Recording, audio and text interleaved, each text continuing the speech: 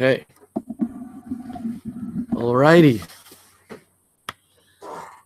Good morning and happy Hanukkah. Thursday, 5th reading, Parshas Miketz, Genesis 42:19 through 43:15.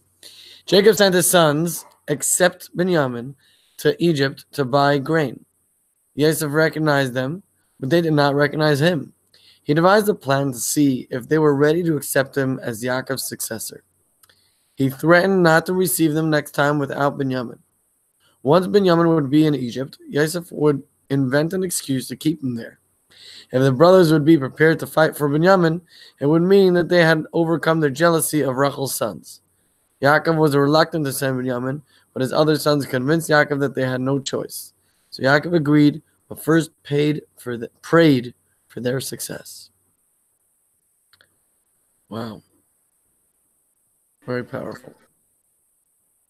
So it's interesting because a thought that I've been having that a lot of times we say like, oh, we're like one family, you know, like when you want to show that, you know, you're really close to some people, like you're like my brother.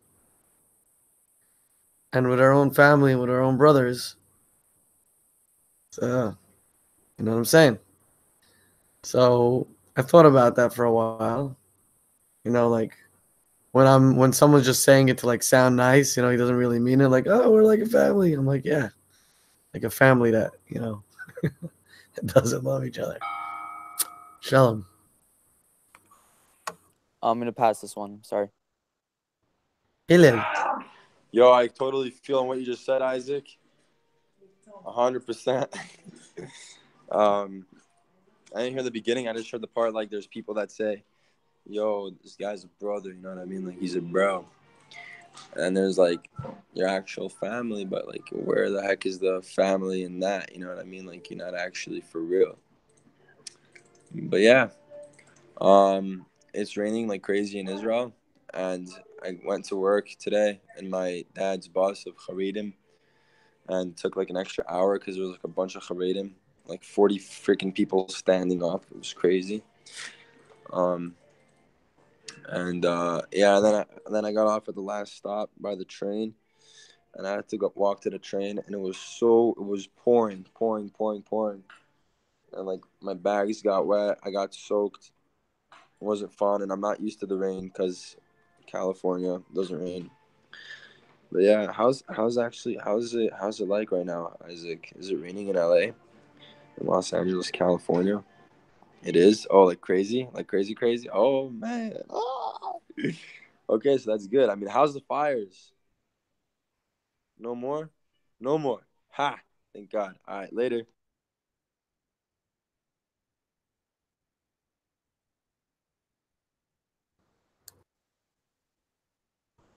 Hell, it's pretty funny that you said that because it's been pouring for 2 days. It's supposed to stop today. As Hashem, I actually have an event to play at today, so I better stop raining because I don't think I'm gonna play if it is raining. I have no way of protecting my stuff. Maybe I could figure it out. I don't know. Anywho,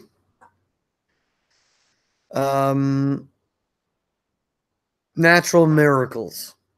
V'kel shakai yitem lechem rachamim l'fnei ish v'gemer Bereshis mem gimel yudalet.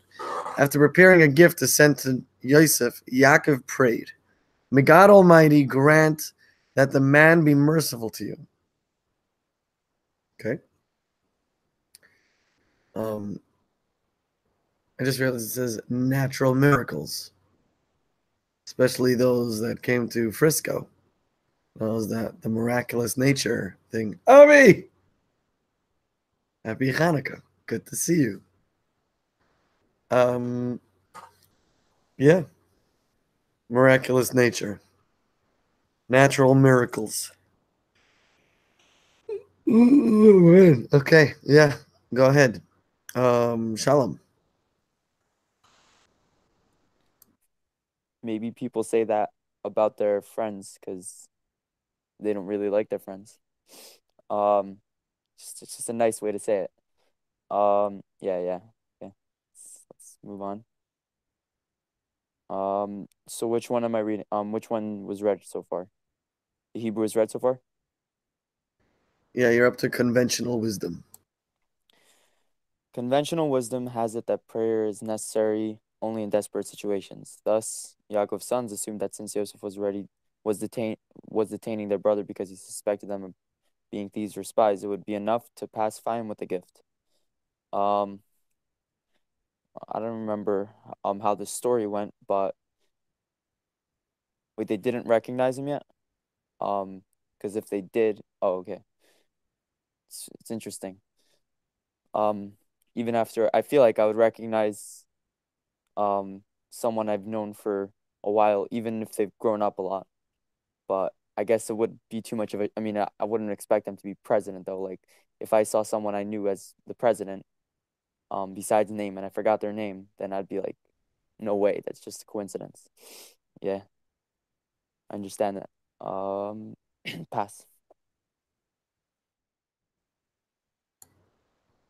Avi? Good morning, everyone. So I that about the whole dancing thing. Sorry to bring it back up. You don't have to respond by it. Just listen. It'll be over very soon. Probably don't hear me anyway. I just don't know what to do. I think that's like part of it. Like, and if you like tell me not to do something, then also I will do it. So I was just walking for like an hour, like in the rain, and I just saw like everyone passing by me was just like upset, like hating life, and I just felt really happy. I was just like, yeah, I'm just gonna go back and change. Everything's fine, and I was like, don't tell me how to feel. So like, if you like are telling you be happy, like I'm like no, but if they're like be happy, so I thought that was funny. Um, oh, there's a leak in the ceiling. I should tell them, but I'm not gonna tell them. Okay, bye. Next.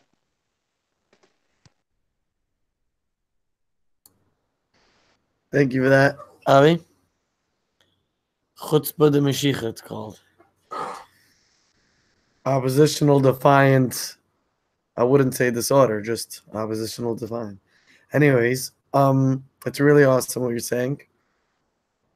And by Ashkacha Pratis, I was just thinking of that. There was a time on Sukkot by the Rebbe, and the Rebbe was for bringing in the Sukkah, and it was like a bunch of people jammed into that tiny Sukkah, the Rebbe's, and the Rebbe was for bringing it. And it was pouring rain. And at a certain point, the Rebbe told everybody to take off their coat.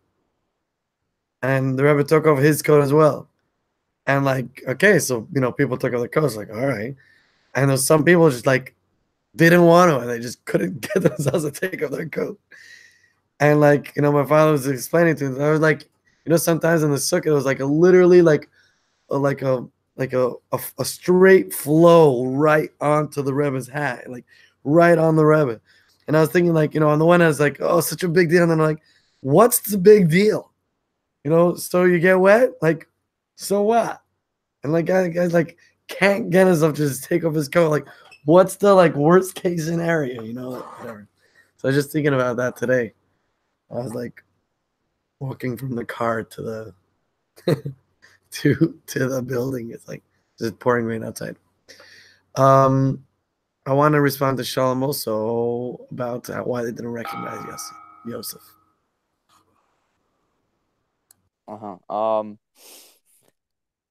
Yeah, like sometimes, like I'm saying, if everyone's in the same boat, I feel like it's a lot easier to just do something crazy. Like you're with a bunch of friends and you're doing something together crazy, then it's not even crazy anymore. It's just something you're doing with friends. And also the discomfort lasts such a short amount of time. They must have not been Lubavitchers for sure. Yeah, or maybe they were, but not yet. Nothing else comes to mind right now, so I'll just read another paragraph. From Yaakov's words to his children, however, we learn that even when a favorable outcome seems perfectly natural, we should never assume that we can reach it without divine assistance. We must always pray, and not as a secondary measure, but as the primary measure. So basically, yeah, I mean, the way I view it is that like any scenario, you're supposed to like, if you're viewing it as that only in times of like desperate need you're supposed to daven, then just look at it that every single time that you need anything, it's a desperate time, because like there's really nothing you can do without God helping, because anything could go wrong. Pass to Avi.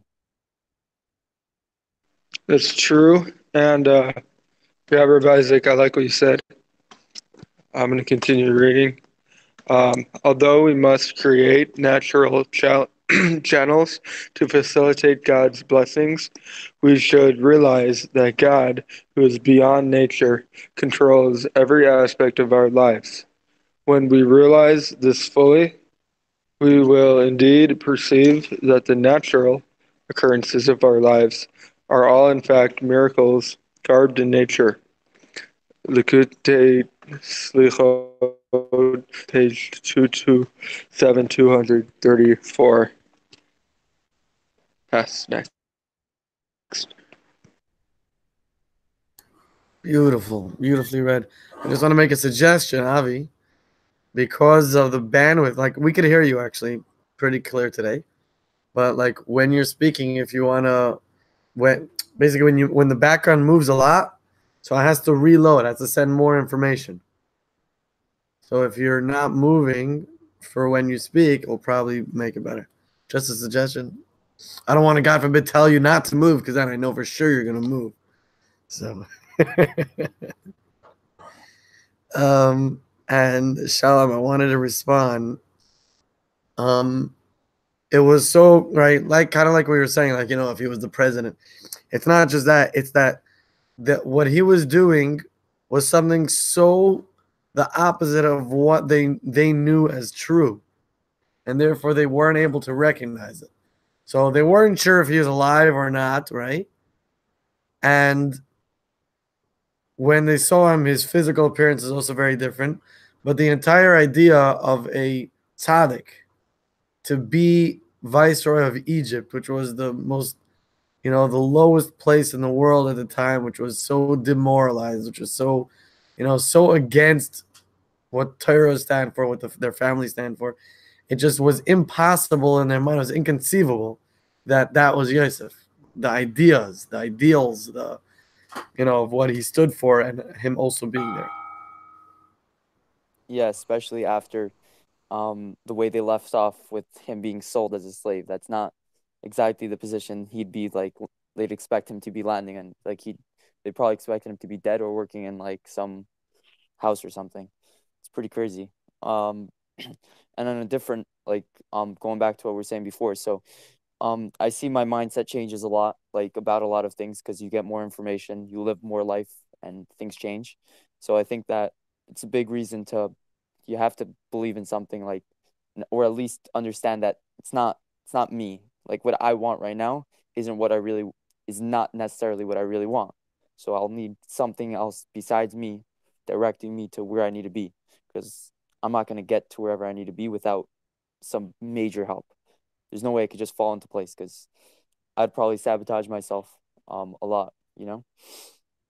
And things surprisingly work out very well. So there's something behind it. Yeah. Avi? Okay, so I heard that like Yosef's brothers, like they knew after they did something wrong from when why they did it or something, and what happened or something, what it was from. And then there was a rabbi recently, well, he's not alive anymore, but he had like surgery, like heart surgery, and they said like, why do you think you needed this? And he said, because when I was 8 years old, rabbi asked a question in class, and another kid answered and I answered, and the rabbi said my answer was right, and for a second I felt a little pride in it, and that's why I got heart surgery. So like, I'm thinking, are we allowed to just come up to conclusions like that? Can we say, oh, maybe this happened because that? Maybe, like, isn't that kind of like figuring out why God does what he does? Like, maybe a great tzaddikim could figure that out. Is that our job to try to do? What do you guys think? Over.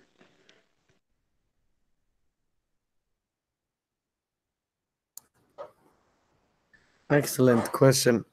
Um, I think it's not our job, but what is our job in that realm is to know that everything from God is good, even when we don't see it, even when we don't know it. So, um, besides there's certain times, there's actually certain times that we're not supposed to say that, not supposed to deal with that. When it comes to somebody else's suffering, we just do whatever we can to help, and not supposed to say bring God into the picture and be like, oh, whoa, it's for the best. That's not our job. Our job is, but everything else, it is our job to say that everything God does is for the good. Um, but in regards to like something negative happening to me and say like, oh, that's punishment for that, I think that that's really not our job. However, there are a lot of Jews that say like a kapara, zolzaina kapara. It means like if something negative happens, it's like, this should rectify. If I ever need any rectifying, this should be a rectification. But that does not seem like the Chabad way or Hasidic way of approaching it. The Hasidic way of approaching it seems to be like Gam Zula Tova, especially the Rebbe emphasizing that a lot, which means that this too is for the good. I might not be able to see it, but it's not God punishing me. That idea doesn't, as far as I know. Also, you triggered a lot of good stuff to say, so Sheikhna. Yeah, Shalom. Avi, you did. Because segues perfectly into something that happened last night for me. And this is a good example of, I think, something where I can be the judge of what I am, what's called again, about something good that's happening to me. So like I was walking down the street last night thinking about like whatever, some things that were bothering me, and like I was second guessing myself, and then like I saw this sticker on on the back of a car saying like Hashem loves you. And usually it says Jesus. But it was replaced by Hashem. It's in Crown Heights. So I was very like, it like calmed me down. I was like, okay, this is a sign. And now obviously it could just, I'm saying like it's just life, things happen, but I feel like that's a good, it made me, it like calmed me down. I was like, okay, something, God is with me. It's a sign. That's it. I'm accepting it as that. Yeah, that's,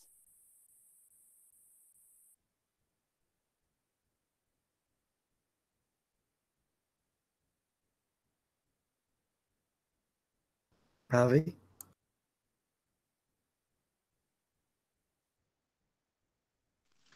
Okay. Um, Thank you, Rabbi Isaac. It's beautiful. I'm glad that I segued nicely to you, Shalom. And yeah, I've heard before, like what WWJD, what would, he do? And I guess you could say like, um, you could say what would the Rebbe do? You could say what would Hashem do? You could just like change it to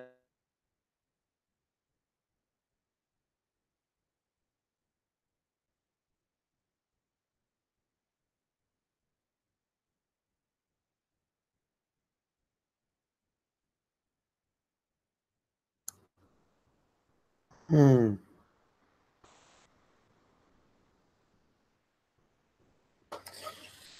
Um. anything. My Sorry, Avi, we're losing you there. We lost you halfway through over there. Okay, so I gotta go ready, but I wanted to say some important things that I found important. One is yesterday, or two nights ago, or last night, 2 nights ago. It's Hanukkah of time here. You guys were here. Usually there's a lot of drinking, so this year they're really trying to make sure that there's not a lot of drinking. And Tzvi arranged 2 nights ago for a limo. And there's a group of guys that went in a limo, drove around all night doing Mitzrayim. It was crazy. And in the limo, right, and he made a raffle, and certain guys that won the raffle got to go. And he's saying that there was some alcohol in the limo. Limo in the back, there's alcohol. So guys were drinking it, so he took it away. So guys were all upset. They took away the alcohol. He's like, I got you a freaking limo. You're driving around in a beautiful limo. You're 16 years old. You're a little pisher, but you're enjoying a nice limo, going to Mitzrayim, driving around LA, having a great time, but you're upset because it took away the alcohol. So really, I mean, I guess we all do that, but we can choose how to do that and what we can focus on, what's the positive, what's the negative. My takeaway is to daven for obvious things. Okay, I think we're out of time. It's past 10. So Mashiach now. If you guys want to continue, I'm just gonna leave it on. But if you guys gotta go, then I would love to stay and talk to you guys for a long time, but I have somewhere I really have to go right now. But you guys could totally talk. Tell them about the thing I was talking to you about before. Okay.